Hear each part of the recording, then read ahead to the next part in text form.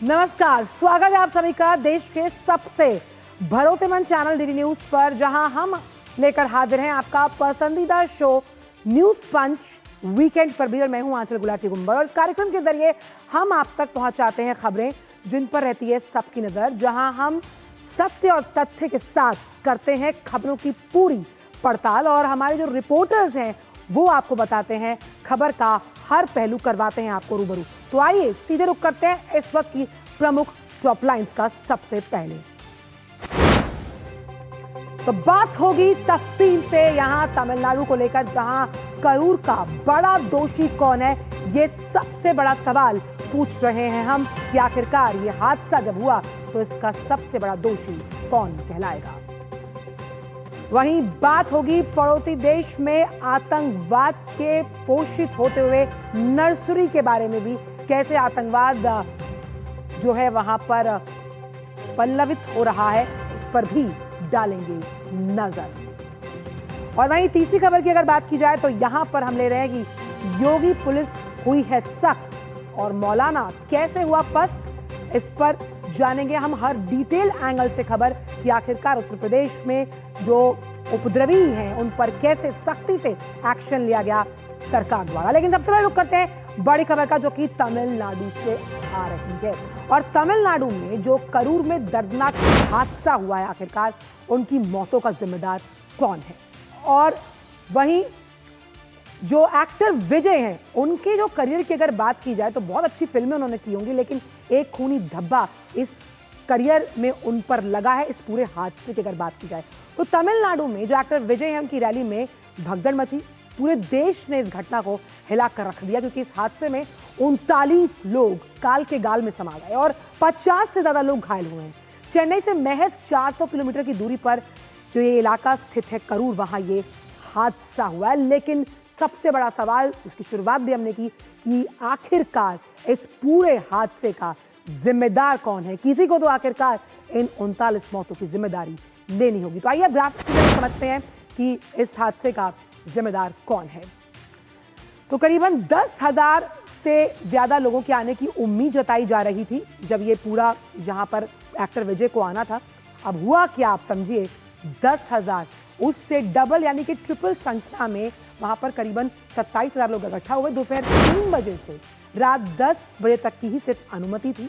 और हुआ ये कि सुबह 11 बजे से ही, अनुमति 3 बजे की, लेकिन 11 बजे से ही भीड़ जुटनी शुरू हुई। वहां पर लोग बिना भोजन बिना पानी के इंतजार कर रहे थे। आप देखिए कि इस वक्त मौसम का जो हाल है। और विजय कब पहुंचे? विजय साहब पहुंचे शाम 7:40 पर, और उनके पहुंचते ही भीड़ बेकाबू हो गई। लोग एक दूसरे पर चढ़ने लगे और इसी स्टैम्पीड, हम कह सकते हैं, भगदड़ी में करीबन 39 लोगों की जान चली गई। एक एक्टर, वक्त जिसके लिए पाबंदी शायद नहीं था, या वक्त का पाबंद वो नहीं था, और जो वक्त दिया गया उससे भी कम से कम 8 घंटा देर से वो वहां पहुंचा, जिसकी वजह से 39 जो मासूम हैं उन्हें अपनी जान से हाथ धोना पड़ा। अब क्रोनोलॉजिकल ऑर्डर में समझने की कोशिश करते हैं कि आखिरकार इस पूरे घटनाक्रम में अब तक हुआ क्या क्या है। ग्राफिक्स के जरिए आपको समझाते हैं। तो 39 लोगों की मौत की पुष्टि यहां पर हुई है, जहां पर साफ तौर पर कई लोगों को इसमें हमने देखा कि वो घायल भी हुए। अभी भी संख्या जो है, जो मरने वालों का आंकड़ा है, उसमें बढ़ोतरी हो सकती है। 50 से ज्यादा लोग हैं वो अस्पतालों में इस वक्त इलाज करवा रहे हैं। और इस पूरे घटनाक्रम पर जो मुख्यमंत्री स्टालिन है, उन्होंने एक आपात बैठक बुलाई। राष्ट्रपति, उपराष्ट्रपति और साथ ही साथ प्रधानमंत्री ने इस पूरे हादसे पर अपनी संवेदना व्यक्त की। और जो हेल्पलाइन नंबर्स हम आपको स्क्रीन पर दिखा रहे हैं, वो आपको बता दें कि करूर कलेक्टर कार्यालय का जो नंबर है, वो नंबर आपको पहले बताऊं, फिर बताऊंगी कि आप इस नंबर का इस्तेमाल कैसे कर सकते हैं।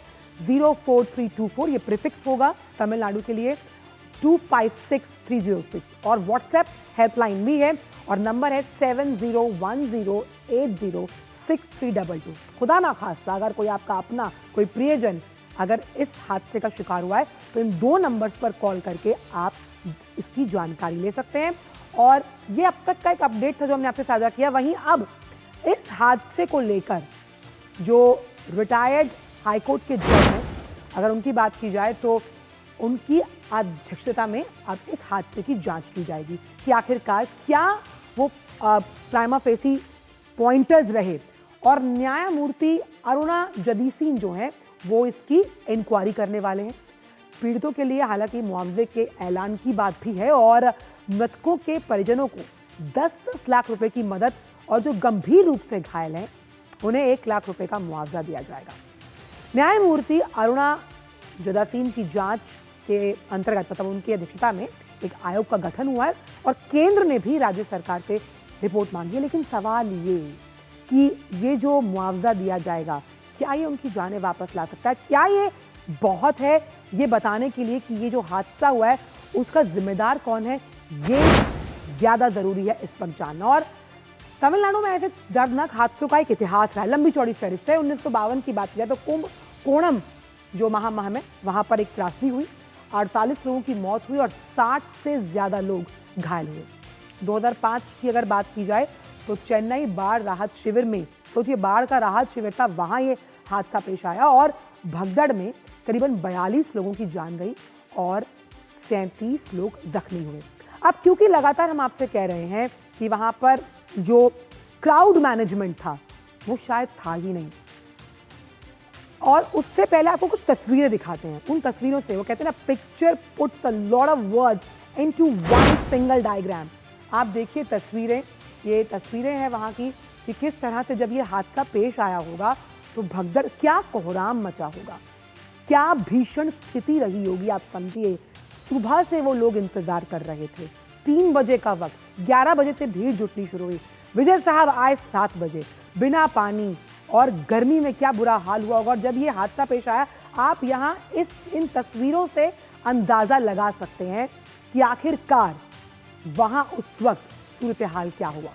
तो भीड़ के जो प्रबंधन के नियम हैं उनकी धज्जियां उड़ाई गई, सीसीटीवी और हालांकि यूएवी से निगरानी की बात कही जा रही है।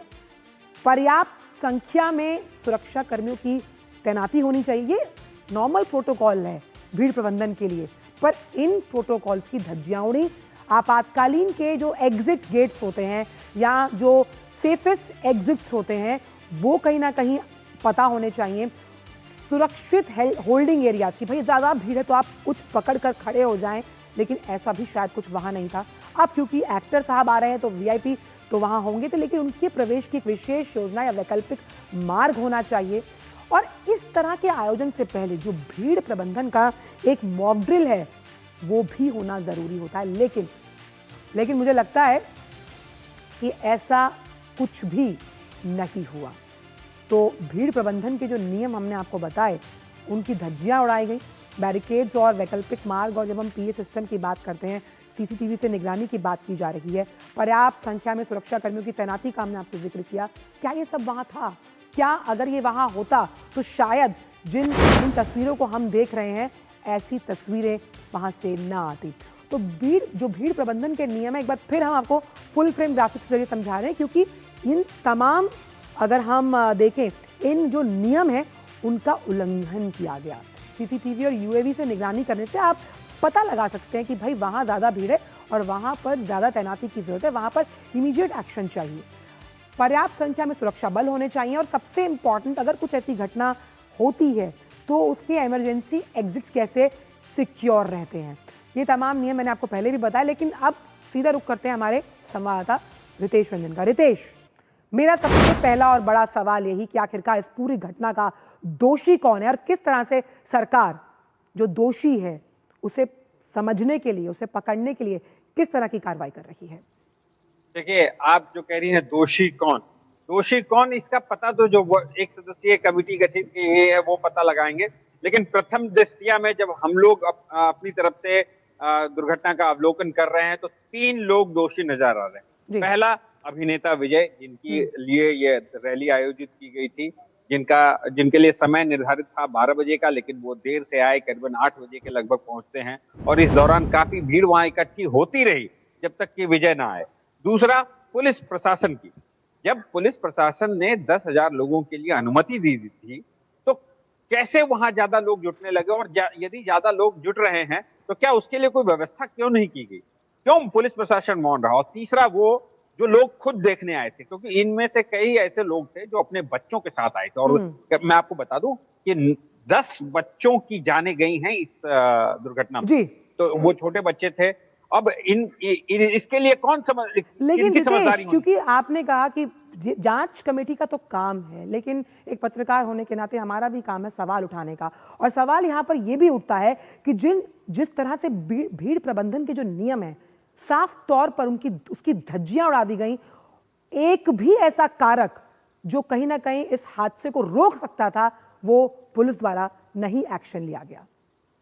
देखिए, इसके लिए एक चीज तो साफ तरीके से जो मुझे एज ए पत्रकार अपनी खोजबीन और जांच के बाद जो समझ में आ रहा है कि कहीं ये सुनियोजित घटना तो नहीं है। जी। इससे 2-3 दिन पहले एडपाडी पळनिस्वामी ने भी उसी जगह पे अपनी एक सभा की, लेकिन कोई भगदड़ नहीं।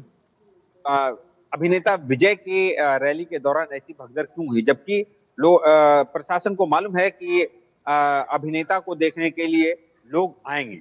और जब समय 12 बजे का मुकर्रर किया गया था, 10,000 लोगों के बारे में कहा गया था कि 10,000 लोग आएंगे, लेकिन जब उससे ज्यादा भीड़ जुटने लगी तो क्यों पुलिस ने चुस्ती दुरुस्ती क्यों नहीं दिखाई? क्यों उन्होंने भीड़ को आने से रोका या उसके लिए चाक चौबंद प्रबंध क्यों नहीं किए? तो इसमें बू आती है। कई लोगों का ये कहना है कि अभिनेता विजय ने हमेशा से डीएमके को निशाना बनाया है। डीएमके सत्तारूढ़ पार्टी है और डीएमके को हमेशा से निशाना बनाती आ रही है। तो कहीं ये तो नहीं कि डीएमके ने जानबूझ के ऐसा किया? और जो प्रत्यक्षदर्शियों का कहना है, जो प्रत्यक्षदर्शियों से बातचीत किया, उनका ये कहना है कि जब अभिनेता पहुंचे वहां पे अपने भाषण देने के लिए रैली में, तो अचानक से लाइट कट, और जब लाइट चली जाती है तो कुछ स्पीकर्स बंद हो जाते हैं और उन्हें सुनने के लिए लोग उनके वाहन के करीब जाने लगते हैं। और इसी के कारण इसी दरमियान जो है ये भगदड़ मचती है और उसके बाद जो है दुर्घटना हो जाती है। लेकिन इसमें टाइमिंग का बहुत बड़ा इंपॉर्टेंट रोल रहा रितेश। टाइमिंग, बिल्कुल, क्योंकि सुबह आप समझिए, सुबह 11 बजे का वक्त और लोग जुटने शुरू हुए 3 बजे के आसपास का जो टाइमिंग था, और फिर एक्टर विजय का 7 बजे पहुंचना, ये महज इत्तेफाक नहीं हो सकता। देखिए, इसे इत्तेफाक कहें या लेट प्लानिंग कहें, समझ में नहीं आ रहा, क्योंकि विजय की इससे पहले जो है कारूर से पहले नामक्कल में एक सभा होनी थी।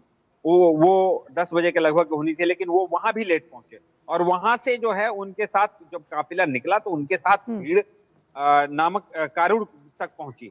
तो ये एक सिलसिला जारी रहा। और सबसे बड़ी बात है कि जब ये दुर्घटना हो जाती है, कुछ लोगों का कहना है जो जर्नलिस्ट हैं और कुछ कल रात से ही काफी दौर चल रहा है सोशल मीडिया पे आरोप और प्रत्यारोप का, तो उसमें एक बात साफ नजर में आती है कि कैसे डीएमके के मंत्री अचानक से मौके पे पहुंचने लगे। ये सबसे बड़ा सवाल उठाता है कि घटना के तुरंत बाद आप कैसे पहुंच रहे हैं, ये आपको जानकारी कैसे मिली, और इतनी जल्दी आप कैसे दुर्घटना स्थल पे। और सबसे बड़ी बात यह है कि इस चीज का पॉलिटिकल बेनिफिट लेने की कोशिश की जा रही है। लेकिन वही बात है ना, लेकिन आम जनता, नुकसान किसने भुगता? आम जनता ने। जान किसकी गई? मासूमों की। घायल जिंदगी और मौत की जंग लड़ रहे हैं, वो कौन है? वो आम जनता है। तो उसके लिए किस तरह से जो सरकार ने मुआवजे का ऐलान किया, खास तौर पर जो लोग अपनी जो काल के गाल में समा गए और जो इस वक्त अस्पताल में पड़े, जो अगर हम देखें किस तरह से उनकी चिकित्सा का इंतजाम किया जा रहा है राज्य सरकार द्वारा? देखिए, इससे पहले कि मैं आपके सवाल का जवाब दूं, एक चीज मैं स्पष्ट करना चाहता हूं कि इससे पहले एक घटना हुई थी, हूच ट्रेजेडी कल्लाकुर्ची में, जहां नकली शराब के कारण काफी लोगों की मौतें हुई थी। लेकिन वहां क्या इतनी ही त्वरितता से डीएमके के नेता या मुख्यमंत्री गए थे या मुआवजों का ऐलान किया गया? नहीं। इस घटना में क्यों? क्योंकि इसका राजनीतिक फायदा उठाना है। हाँ, रही बात जैसे आपने कहा कि घायलों के लिए क्या इंतजाम किए गए हैं, तो कल वहाँ कारूर के जो सरकारी अस्पताल है उसमें उचित व्यवस्था की गई है और आसपास के जिले से डॉक्टर और स्वास्थ्य कर्मी बुलाए जा रहे हैं, ताकि जो घायल हैं, जो घायलों की संख्या हमें बताई जा रही है ऑफिशियल, उससे कहीं ज्यादा है। ये करीबन 100 के लगभग बताया जा रहा है। और कई लोग बाहर बैठे हुए हैं अस्पताल के, कई लोग अंदर हैं जिनको बिस्तर मिला हुआ है, उनको बिस्तर पे लिटाया गया है, और कुछ लोगों को प्राइवेट अस्पताल में भी भर्ती कराया गया है। तो ये सुविधा वहां लोगों को मिल रही है राज्य सरकार और निजी अस्पतालों की मदद से, और घायलों का बिल्कुल, आप जो इलाज बात किया कह जा रहे हैं रहा कि ये है। जो अब निष्पक्ष कमेटी अगर अपनी जांच के बाद जब रिपोर्ट सौंपेगी राज्य सरकार को, फिर केंद्र सरकार को वो रिपोर्ट जानी है, उससे बहुत सी चीज़ें साफ हो जाएंगी। बहुत बहुत शुक्रिया रितेश, आपका इन तमाम जानकारियों को हमसे साझा करने के लिए। लेकिन चीज़ें साफ हों या ना हो, लेकिन जिन्होंने अपनों को खोया है उनकी भावनाओं को लेकर बहुत कुछ आवेश उनमें होगा, और अभी भी कई ऐसे मासूम हैं जो जिंदगी और मौत से लड़ रहे हैं। तो करूर हादसे का जिम्मेदार कौन होगा, इसका खुलासा तो बाद में होगा, लेकिन वक्त छोटे से ब्रेक का है। ब्रेक के उस पार जानेंगे कि आखिरकार यूनाइटेड नेशंस में क्यों गरजे जाकर विदेश मंत्री एस जयशंकर। वक्त ब्रेक का।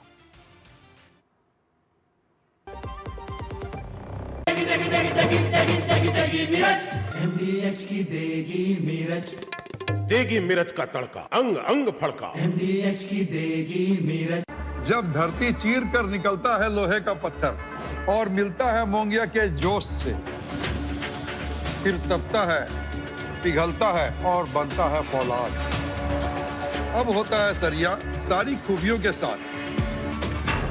मोंगिया स्टील, मजबूत देश का मजबूत सरिया। दादी के हाथों का जादू और खुशबू से महकता घर। MDH गरम मसाला, असली मसालों से भरा हूँ मैं, क्योंकि हर रिश्ता है स्वाद से जुड़ा। ब्रेक के बाद मेरा स्वागत, और बात करते हैं यूनाइटेड नेशंस को लेकर, जहां पर विदेश मंत्री की हुंकार, यानी कि इस वैश्विक पटल से पूरी दुनिया ने सुनी। दुनिया ने देखा कि भारत का दमखम आखिर है क्या। हुआ ये कि पाकिस्तान की अगर बात की जाए और आतंकवाद की, तो ये एक ही सिक्के के दो पहलू माने जाते हैं। और भारत के जो विदेश मंत्री हैं एस जयशंकर, जब वो संयुक्त राष्ट्र महासभा में उन्होंने प्रधानमंत्री का प्रतिनिधित्व किया और अपने भाषण में वो ये साबित करते हुए नजर आए कि आखिरकार पाकिस्तान की धरती से आतंकवाद को पाला और पोसा जाता है, और ऐसी लताड़ लगाई कि पाकिस्तान कहीं ना कहीं शर्म से पानी पानी होता हुआ नजर आया। हुआ ये कि UNGA का हॉल जो था वो इसी तरह की बयानबाजी से गड़गड़ाहट से गूंज उठा तालियों की। संयुक्त राष्ट्र महासभा में एस जयशंकर ने साफ तौर पर कहा कि भारत अपनी आजादी के बाद से ही एक चुनौती का सामना कर रहा है, क्योंकि हमारा पड़ोसी देश वैश्विक आतंकवाद का केंद्र है कब से, दशकों से, और लगातार आतंकवादी जो हैं उससे जुड़े हुए जो तमाम घटनाएं होती हैं उसके तार कहाँ पाए जाते हैं, हमारे पड़ोसी देश पाकिस्तान में। और वहीं जो हमारे विदेश मंत्री हैं एस जयशंकर, उन्होंने वहां पर आखिर किस तरह से पाकिस्तान को खरी खरी सुनाई है, दो टूक कही, आइए आपको सुनाते हैं। While asserting our rights, we must also firmly face up to threats. Countering terrorism is a particular priority because it synthesizes bigotry, violence, intolerance, and fear. India has confronted this challenge since independence, having a neighbor that is an epicenter of global terrorism. For decades now, major international terrorist attacks are traced back to that one country. UN's designated lists of terrorists are replete with its nationals. The most recent example of cross-border barbarism was the murder of innocent tourists in Pahalgam in April this year. India exercised its right to defend its people against terrorism and brought its organizers and perpetrators to justice. और इसी बड़ी खबर पर दया जानकारी के साथ हमारे reporter Akhilesh सुमन जुड़े हैं। अखिलेश, तो विदेश मंत्री साहब हैं, उनकी खरी खरी साफ तौर पर दो टूक पाकिस्तान को, और ये भी कि जो आतंकी ढांचे हैं उनका खात्मा होना सबसे ज्यादा जरूरी है। देखिए, निश्चित तौर पे ये दुनिया की जो कई महत्वपूर्ण समस्याएं हैं उनमें एक बड़ी समस्या है आतंकवाद का। भारत इसे झेल रहा है और दुनिया के कई देश इसे झेल चुके हैं, और विदेश मंत्री एस जयशंकर ने कहा कि अगर इसके खिलाफ कार्रवाई नहीं की गई तो दुनिया के और भी देश इसे और ज्यादा झेलेंगे। निश्चित तौर पे आतंकवाद एक वैश्विक समस्या है और वैश्विक समस्या की जड़ें कहाँ हैं, इसकी तरफ विदेश मंत्री एस जयशंकर ने इशारा किया। एस जयशंकर ने कहा कि जो हमारा पड़ोसी देश है, उनका इशारा साफ था पाकिस्तान की तरफ कि हमारा पड़ोसी देश है जहाँ की आतंकवाद पलता है, पोषित होता है और उसकी जो जड़ें हैं, जो उसके जो नेटवर्क है दुनिया के सभी सभ्य देशों के साथ, सभ्य देशों में आतंक फैलाने के लिए लगे हुए हैं। तो निश्चित तौर पे एक बहुत बड़ा स्टेटमेंट था विदेश मंत्री एस जयशंकर की तरफ से और उन्होंने दुनिया के देशों को आगाह किया कि किस तरीके से अगर वो इसके खिलाफ कार्रवाई नहीं करते हैं तो उनको भी भुगतना पड़ेगा। और उन्होंने साथ में इस बात को भी कहा कि भारत ने उसके खिलाफ कार्रवाई की, सटीक कार्रवाई की और जो मानवाधिकार की जो बड़ी समस्या है वह मानवाधिकार की समस्या आतंकवाद की वजह से आ रही है। दुनिया में विकास की जो समस्या है वो भी आतंकवाद की वजह से बाधित हो रही है। विकास जो होना चाहिए था वो नहीं हो पा रहा है। और तीसरा जो बहुत महत्वपूर्ण बात है कि जो पड़ोसी देशों के बीच संबंध होता है, उन पड़ोसी देशों के बीच संबंध भी बाधित हो रहे हैं और भारत ने कहा कि हमने हमेशा पड़ोसियों को फर्स्ट रिस्पॉन्डर के रूप में मदद की है। तो एक तरह से उन्होंने जयशंकर ने अपनी जो देश की जो नीति थी उस नीति को पूरी तरह से आतंकवाद के आईने में दिखाया कि किस तरह से पड़ोसी देश दुनिया के देशों में आतंकवाद फैला रहा है, किस तरीके से भारत जो है वो दुनिया के देशों को मदद पहुंचा रहा है, दुनिया ग्लोबल साउथ को मदद पहुंचा रहा है। उन्होंने इशारा किया कि 600 से ज्यादा प्रोजेक्ट हमने चलाए हैं करीब 70 से अधिक देशों में, 78 देशों में। तो 600 प्रोजेक्ट चलाना, विकास की जरूरतों को पूरी करना, यह भारत और कुछ की ऐसा ही साफ तौर पर ऑपरेशन सिंदूर में भी कहा गया था कि नो ट्रेड बिकॉज आप अपने यहाँ टेरर को रोकिए। लेकिन पाकिस्तान की हमेशा से आदत रही है अखिलेश की खिसियानी बिल्ली खंबा नोचे और कश्मीर का जो राग है वो इस तरह के मल्टीलैटरल फोरम्स पर अलापने की। और अगर हम इस संदेश को बहुत क्रिस्टल क्लियर समझें तो साफ तौर पर ये कहीं ना कहीं समझाता हुआ कि आतंकवाद को किसी भी हाल में बर्दाश्त नहीं किया जाएगा। निश्चित तौर पे देखिए, आतंकवाद के बारे में भारत में ने लगातार दुनिया के देशों को सेंसिटाइज करने का प्रयास किया। कॉम्प्रिहेंसिव कन्वेंशन अगेंस्ट टेररिज्म का प्रस्ताव भारत रख चुका है यूएन में और उस पर कई बार चर्चा भी हो चुकी है। कुछ जो कह सकते हैं कि डेफिनेशनल प्रॉब्लम है, डेफिनेशनल विवाद है, लेकिन निश्चित तौर पे दुनिया के सभी देश यह महसूस कर रहे हैं कि आतंकवाद पर किसी न किसी तरीके से लगाम लगानी चाहिए। और खास करके जब विदेश मंत्री ने कहा कि उनकी फिनांसिंग को रोका जाना चाहिए क्योंकि वित्तीय पोषण जो है वो बहुत महत्वपूर्ण है, जिसके चलते आतंकवादियों का जो नेटवर्क है, आतंकवादियों का जो आधारभूत ढांचा है वो आगे बढ़ता है। और उन्होंने याद दिलाया कि किस तरीके से बर्बर हमला किया गया भारत के निर्दोष जो सैलानी थे, जिसमें कि नेपाल के भी एक सैलानी थे, बर्बर हमला करके आतंकवाद का एक खूंखार चेहरा। बिल्कुल, बहुत संक्षिप्त में अखिलेश, समय कम है, क्योंकि जिस पथ पर भारत अग्रसर है, वसुधैव कुटुंबकम की भावना जो हमने देखी, क्योंकि वहां जयशंकर साहब ने साफ तौर पर गाजा और यूक्रेन में शांति को लेकर भी अपनी विचारधारा को रखा।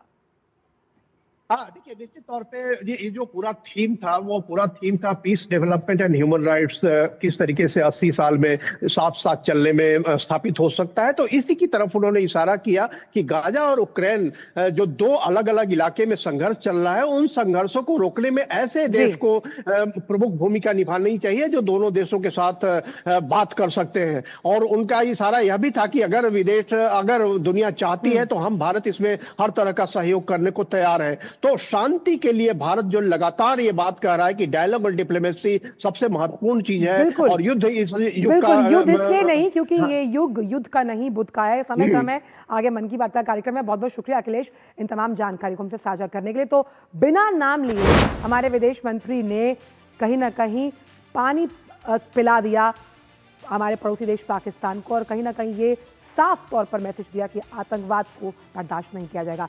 अभी के लिए न्यूज़ पंच में इतना ही। आपसे मुलाकात होगी 2 बजे कुछ और खबरों के साथ। बाकी खबरों और अपडेट्स के लिए आप जुड़े रहिए डीडी न्यूज़ के साथ। दीजिए इजाजत, नमस्कार।